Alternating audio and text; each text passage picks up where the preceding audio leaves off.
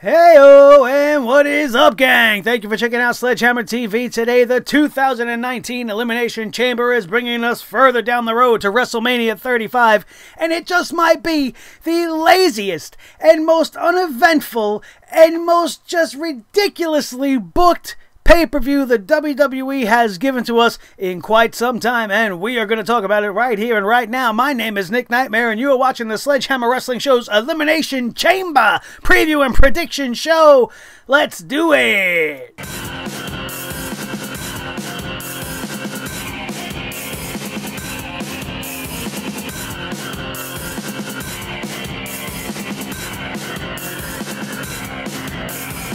Sledgehammer Wrestling Show.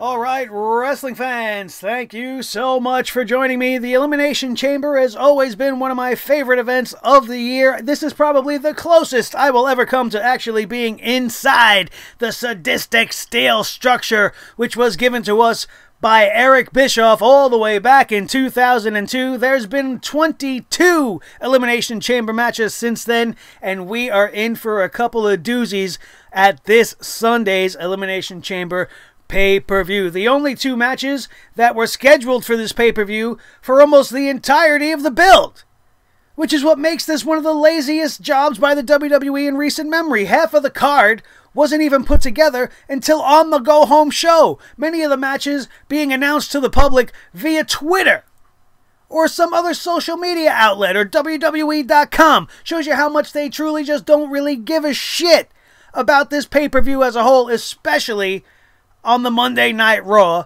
side of the equation. And with the matches that these guys decided to give us, I can't help but sit here and wonder where the hell Asuka has been. Why Asuka is not having a SmackDown Live Women's Championship match at the Elimination Chamber to further show the world how awesome she is and how deserving she is of the championship title. You could have literally picked anybody. Don't tell me, oh, well, everybody's in the chamber and everybody's already busy. You have so much talent in so many other divisions. You could have brought somebody up from NXT, NXT UK. You could have brought somebody who wasn't busy from Monday Night Raw. You could have brought in a legend like a Trish or a Lita or something to make it special for Asuka and give her a much needed win to keep her momentum as she's going to undoubtedly have some sort of a title match at WrestleMania. But she's unimportant. About as unimportant as the United States Championship. Why the United States Championship match isn't being featured on this card, but we're getting ridiculous singles matches that don't mean a goddamn thing. We don't give a shit about Rusev or Shinsuke or R-Truth or any of the work that we were putting into that in the lead up to this pay-per-view. There's no payoff. We don't want to do anything interesting. We're going to give you just bullshit after bullshit after bullshit. And it is all courtesy, for the most part, of Monday Night Raw. And the one match that we are getting from SmackDown Live outside of the Elimination Chamber is for the SmackDown Live Tag Team Championships. And I just don't give a shit about the McMiz dumbass tag team in the world.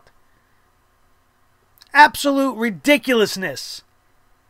This entire pay-per-view was built off of the back of the announcement of the two Elimination Chamber matches, one of which is historic for being the match that will crown the first ever WWE Women's Tag Team Champions, and the other one that will be for Daniel Bryan's new eco-friendly, environmentally friendly WWE Hemp Championship title. So based off of those two matches alone, you know you're going to be tuning in to the Elimination Chamber. The WWE knew it, and it forced them to phone in the entire rest of the card. And it's an absolute travesty.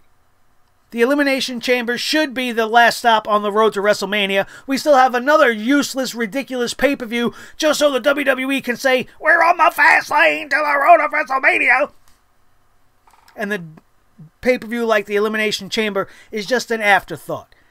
Monday Night Raw wants to keep talking about WrestleMania. We're almost 60 days, 50-something plus days away from WrestleMania. You got more than enough time to talk about WrestleMania. They seemingly forgot that they had the Elimination Chamber only 3 weeks coming out of the Royal Rumble. Perhaps they used up all their brain power on all the shit they gave us at the Royal Rumble, and they just completely didn't have it in them. They had nothing left. So they had to come up with something on the fly. Hey, Mr. McMahon, it's Monday morning, bro. We got this championship... we got this chamber shit. Not championship. We got this chamber shit on Sunday. And we don't got no matches booked. We only have the 2 chamber matches. What do we do, sir? Oh, well, you know what the fans want to see? The fans want to see Braun Strowman. And we have to make him face Baron Corbin.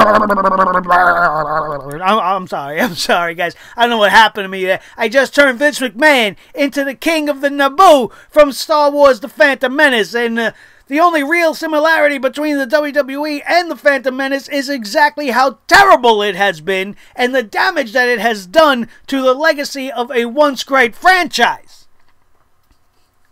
That being said, let's get back to business. And I cannot understand how terrible the undercard of this match is, of this pay-per-view is rather, outside of the 2 chamber matches. Let's move on to the match screen and let's get this thing started with a match that is going to be featured on the kickoff show, which is Buddy Murphy, the juggernaut of 205 Live, the guy that has been one of the best champions in all of the roster, maybe second only to a Daniel Bryan or a Tommaso Ciampa. This guy has been consistent. He has delivered on some of the best matches you have seen in all of 2018. More often than not, he is kicked to a pre-show, which I don't appreciate. I don't think the pre-show is where this guy deserves to be at. Neither does a guy the capability and the talent of an Akira Tozawa, who's getting another shot at the Cruiserweight Championship here on this night. This is going to be a great match, but I do not expect Tozawa to be the man to unseat Buddy Murphy, who will most likely go on and win and retain his Cruiserweight Championship at the Elimination Chamber during a kickoff show that nobody needs to watch. But if you got nothing else to do on Sunday, make sure you're watching. Just ignore, the panelists and the analysts and all the stupidness going on and get your eyes on that Buddy Murphy match. You will not be disappointed. Not nearly as disappointed as you will be when we have to watch this ridiculous no disqualification match between the 2 most unwanted, most unnecessary superstars on the entire roster of Monday Night Raw. The WWE has done nothing, absolutely nothing, but show you how worthless Braun Strowman is. They have devalued him to a point where nobody really gives a shit about him. The live audiences still react to him because they can scream, "Braun!" Who cares? And do we even have to get into why nobody wants to see the bellhop from the Ritz-Carlton, the dumbass, the Constable Corbin dickhead that has been the ruination of Monday Night Raw, the guy that gets multiple segments on Monday Night Raw every week because, Vince. That's the only reason I can come up with it, just Vince. This is a Vince McMahon masturbation session match. He's going to sit in the back and whack his disgusting 70-year-old pecker while he sees his 2 big pieces of meat. There's a lot of beef in this ring. I don't want to see it. You don't want to see it. Yet it's happening. But we don't have a match for Asuka. And we don't have a match for the United States Championship.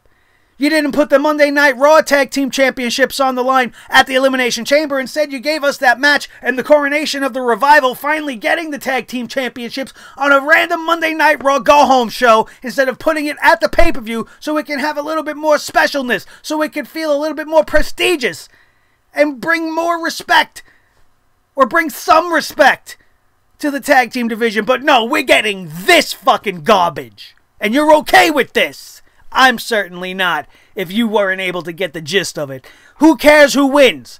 If Baron Corbin wins, I'll kill myself. No, let me not say shit like that. If Baron Corbin wins, it'll be fucking awful. If Braun Strowman wins, it'll be awful. Where's it going to lead to? Who are they going to go after next? I would have rather see Braun Strowman face Drew McIntyre here.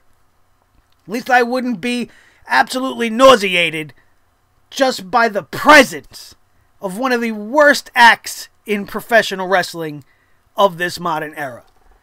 And I can't deal with it. I don't want to see it. I don't want to know nothing about it. Maybe the next matchup on this list will help me to calm my brain and never mind. Never mind. It's the McMiz TV rejects. The McBesties bests in the world. Why don't you go fuck yourselves up your asses? Because I could care less about anything that has to do with The Miz or Shane McMahon and how they have ruined the tag team championships of SmackDown Live. They were actually on a good path. SmackDown Live was doing okay. We had the Bar as the tag team champions. They were fighting and they were doing great. And then they dropped the titles to these two idiots. All for this ridiculous storyline. I don't want to see The Miz versus Shane McMahon at WrestleMania for a championship, for any sort of an opportunity. If they're both still the tag team champions, I don't care. I don't care anything about it. The best thing we could hope for is that the Usos can take the championships from Shane and The Miz at the Elimination Chamber. But now that might seemingly be in jeopardy since the news broke that Jimmy Uso was arrested in Detroit after Naomi was pulled over for driving the wrong way down a one-way street. The cops pulled them over. They smelled some alcohol in the car, supposedly. Next thing you know, Jimmy Uso is apparently squaring up to this officer. The officer took out his taser. He did not use this taser. Cooler heads did prevail, but Jimmy Uso was arrested following this incident. They were released on bail just a little bit over an hour later, and we don't know if this will have any sort of ramifications to their booking this Sunday at the Elimination Chamber. I don't expect that to be the case. If the Usos were set to win the championships in order to send The Miz and McMahon down this whole separate WrestleMania path, then that's probably what's still going to happen, and it's what I hope and predict is going to happen. But they may choose to punish the Usos in some sort of way for what has happened in their personal lives. This was not the case 1 year ago when Jey Uso was very similarly arrested for a DUI, if you remember, back in last January. But be that as it may, our biggest hope, our hope against hope, is that The Miz and Shane McMahon lose to the Usos. And let's get away from this match before I have a friggin' aneurysm. This next match is the Raw Women's Championship matchup between Ruby Riott taking on the champion Ronda Rousey, and there are way too many R's in the headline of this matchup. Ronda Rousey versus Ruby Riott. Too many R's, man. It's a 5-R match. Not to be confused with a 5-star match, which this match is not going to be anywhere near 5-star quality. I do not have faith that Ruby Riott, as talented as she is, has enough of a ring general in her to carry a talent like Ronda Rousey, who still has a lot of work to do through and to a good match. That being said, I want this to be a great match. This is a great showcase for Ruby Riott. She can prove to the world, even in losing to Ronda Rousey, that she deserves to be up in the top of the women's division. She's tough. She can wrestle. She's very good at what she does, but does she have it in her to carry a match? You need somebody who is significantly better than Ronda to give Ronda a good match and to guide her the right way. I hope that Ruby Riott can do that, but I certainly don't believe that to be the case right now. Ruby Riott's first year in the WWE has been underwhelming. It has been lackluster at best. She has done nothing to really stand out, and this could be a star-making moment for Ruby Riott. My main problem with it is the build-up for this whole thing. It's coming off the back of the fact that just 2 weeks ago on Raw, Ronda came out all pissed off at everything that was going on with the man. She issued an open challenge and it was answered by the Riott Squad. Liv Morgan got beat quick. Sarah Logan decided to bow up. She got beat quick. And then Ruby Riott teased that she was going to be next in line, only to walk away and save this fight for another day. And she got herself a world title opportunity for that strategic maneuver, but there was really no build-up in it. The only thing to happen since then has been another mistake by the WWE when they had Ruby Riott beat Nikki Cross clean, killing anything special about Nikki Cross right now.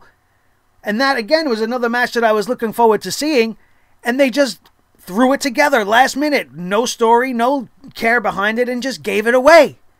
And nobody cared.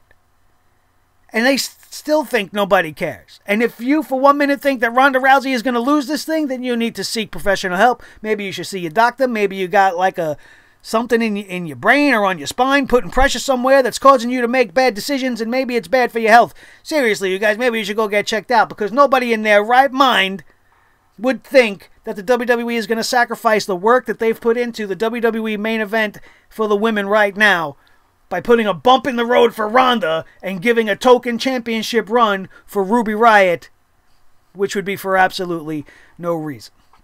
So that is what I'm thinking, and that I know is what you're thinking. Ronda Rousey will not lose her championship to Ruby Riott. Next up, the old milk dud has graced us with his presence to show us his ass once again at the Elimination Chamber with his little runt buddy Lio Rush by his side. The most agitating manager there has been in quite some time.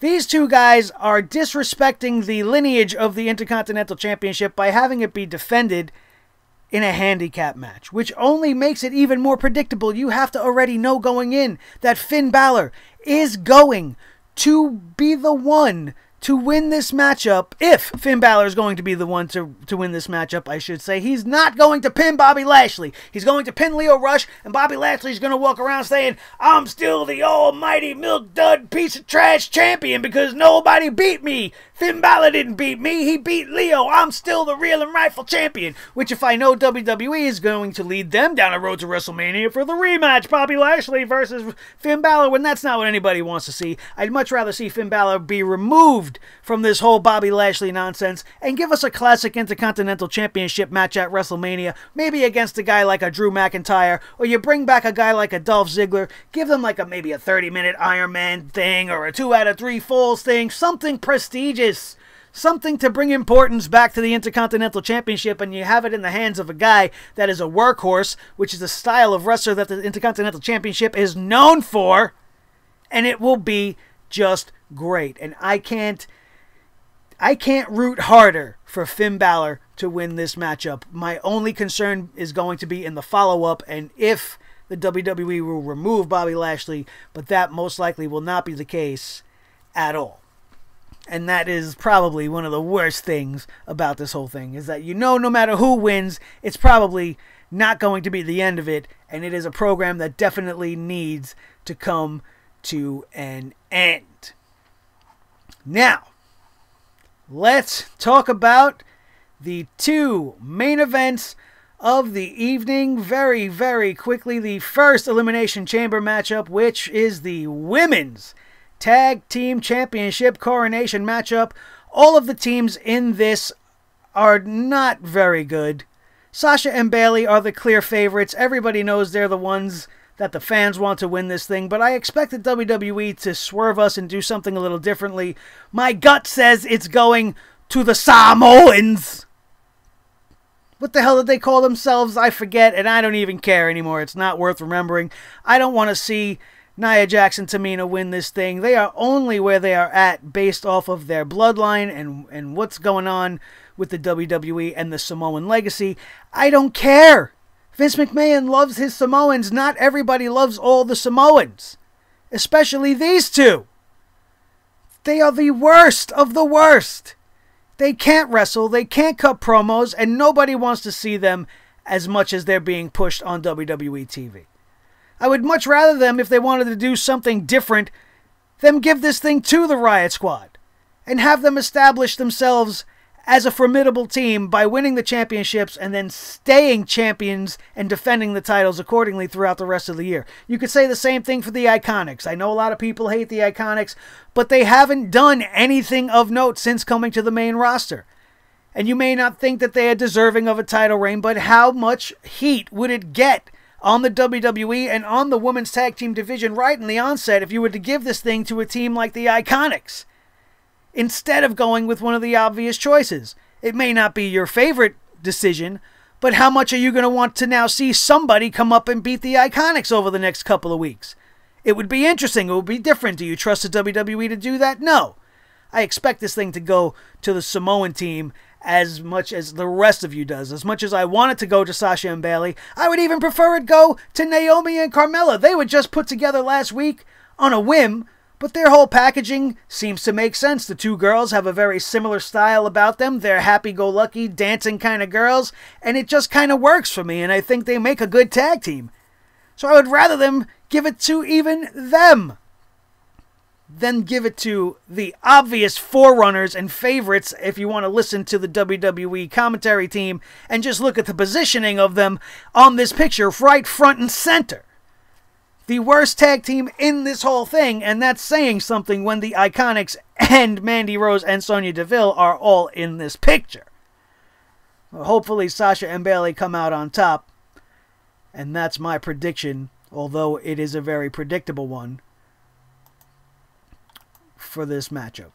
And finally, and hopefully we can get through this without crashing for the third fucking time while we are recording this for you guys, is the Elimination Chamber matchup.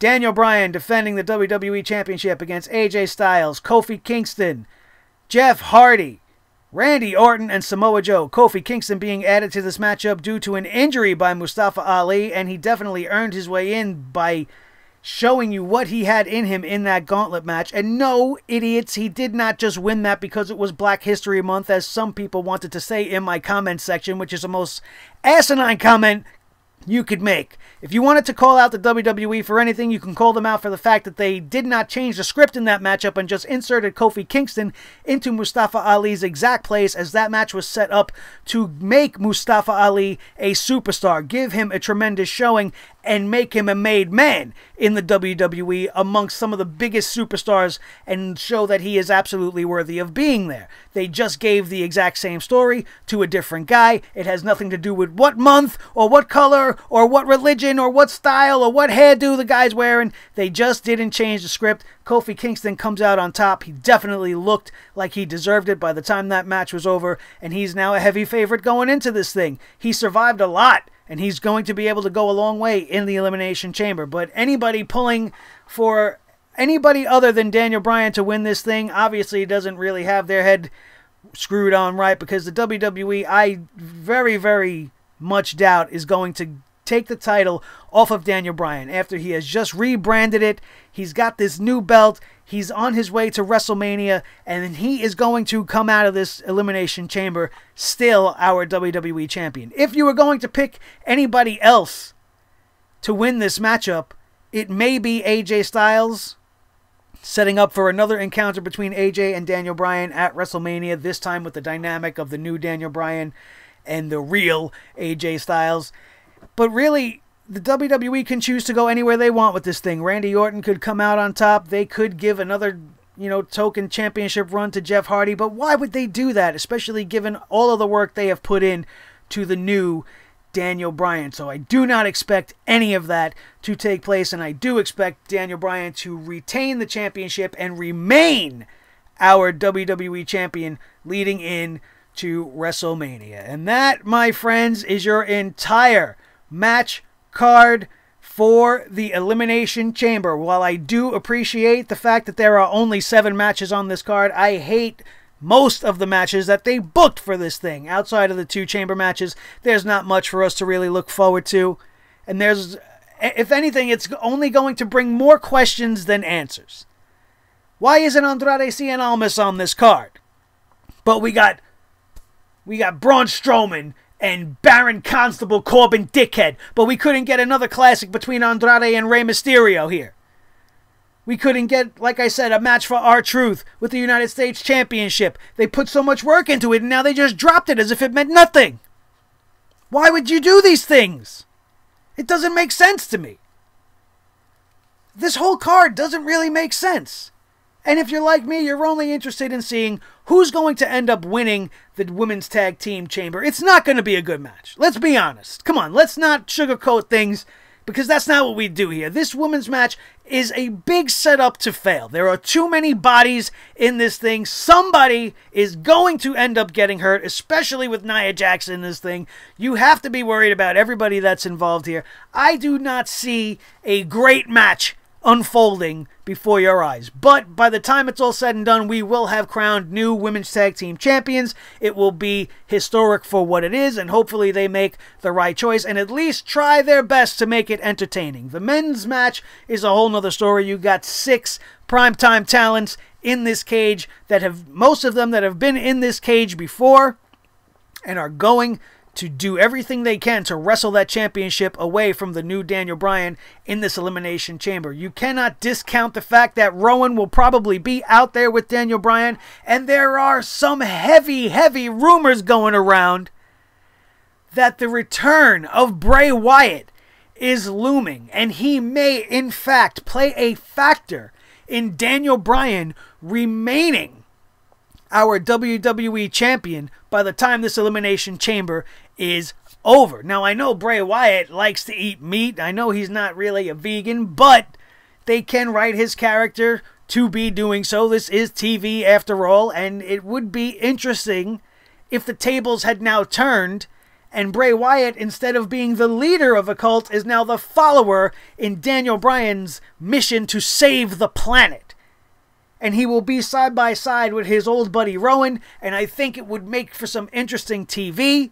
And you are reassembling the Wyatt family, which is familiar to people, but it is going to now be whatever it is Daniel Bryan is going to call his group of buddies going forward. And it's echoing on something that we had seen leading into the Elimination Chamber a couple of years ago when Bray Wyatt won the whole thing and Daniel Bryan was one time being considered to be part of the Wyatt family, and now everything could just be turned on its head and be done in a different way. And with Daniel Bryan at the head instead of Bray Wyatt, it's going to have a lot more momentum and it's going to have a lot more meaning to the WWE Universe, as everybody, even though Daniel Bryan is an evil bastard, is totally enjoying what he is doing, and he is playing his part perfectly. And I think that would be an interesting turn by the time it's all said and done. And if it does happen, you better remember that you heard that shit right here first, as that would be probably the most interesting and shocking thing they can do with this year's Elimination Chamber matchup. That's my call for everything, you guys. That's what I'm thinking. This video has been an absolute nightmare to put up, no pun intended. I recorded this thing 4 times today. This is the 4th time.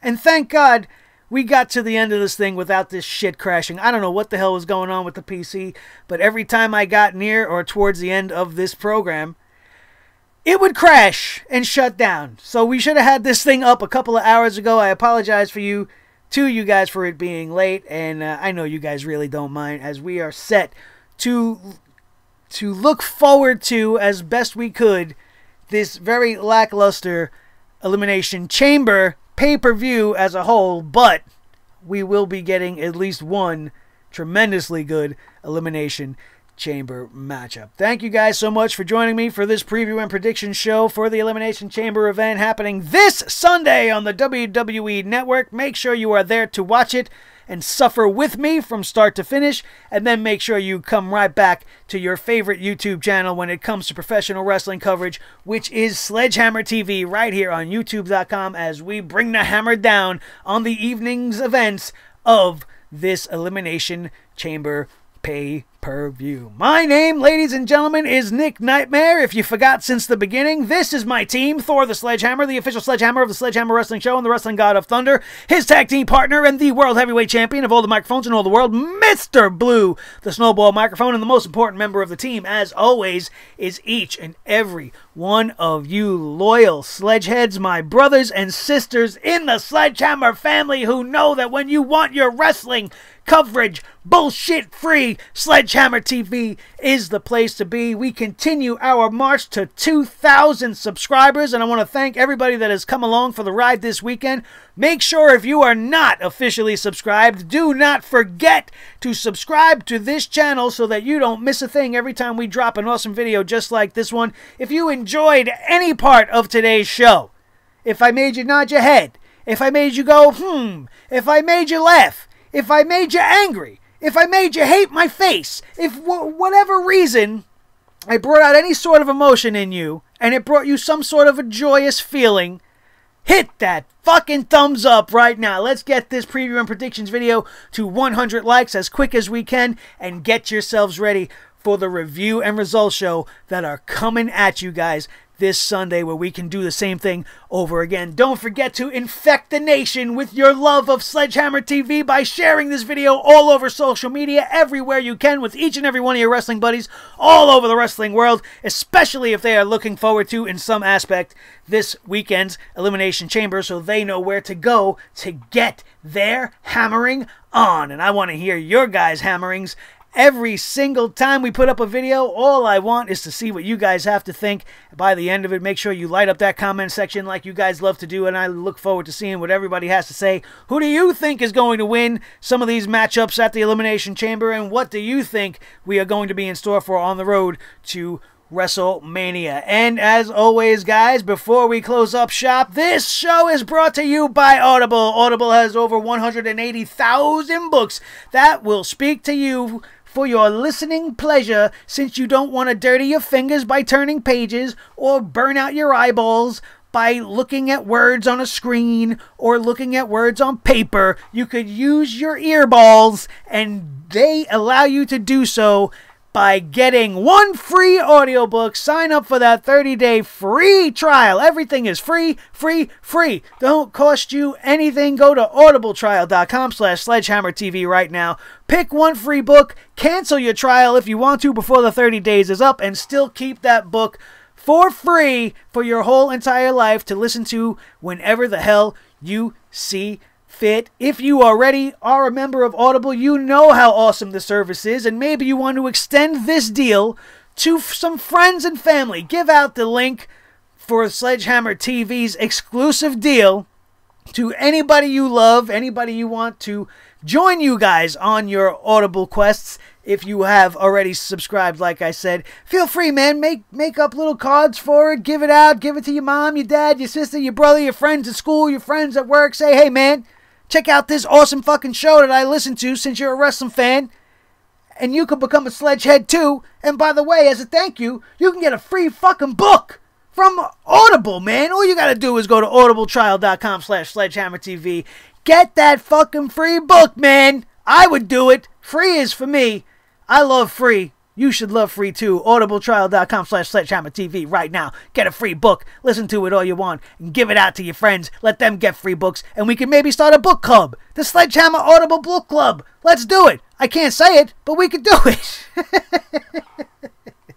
And don't forget, if you missed our coverage of the Raw and SmackDown go-home shows, everything is live on the channel right now. And make sure you are here Sunday for the review and results show for the Elimination Chamber pay-per-view. I love you guys so much. Thank you so much for being here. That is going to do it, and we are out of here, and we will see you next time right here on your new favorite wrestling show, the Sledgehammer Wrestling Show, only on Sledgehammer TV, right here on YouTube.com. I'll see you Sunday. Bang!